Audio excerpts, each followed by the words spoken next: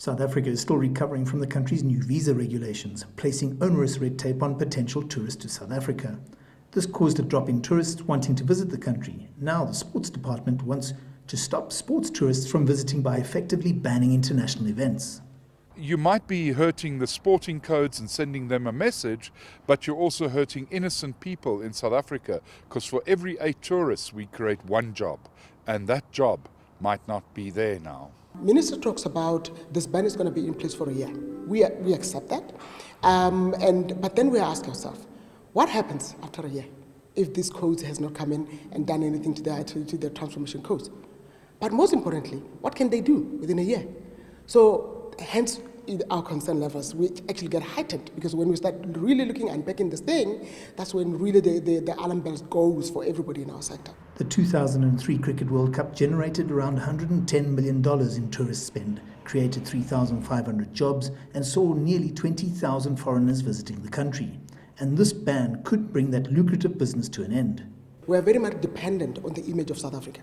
So perception is everything to us. As long as people perceive that events cannot be beat for South Africa, never mind that it's a short term that the minister said, that has an effect, has a potential to affect our industry. The tourism sector is a big forex generator, and its share of growth in the country's GDP has grown since the 1995 Rugby World Cup.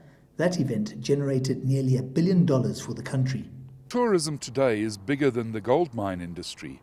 And the gold mine industry, is 2-3%. We're looking at tourism being about 4%.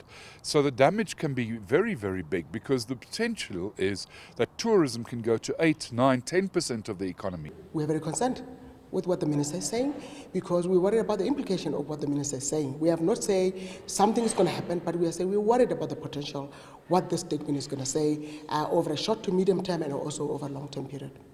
Cricket stadiums like this one here behind me may not have any people sitting inside watching any kind of international cricket event if the sports minister's ban does go through, which means huge losses to the country, the sporting code and to tourism. I'm Angelo Coppola for CCTV outside Wanderers in Johannesburg.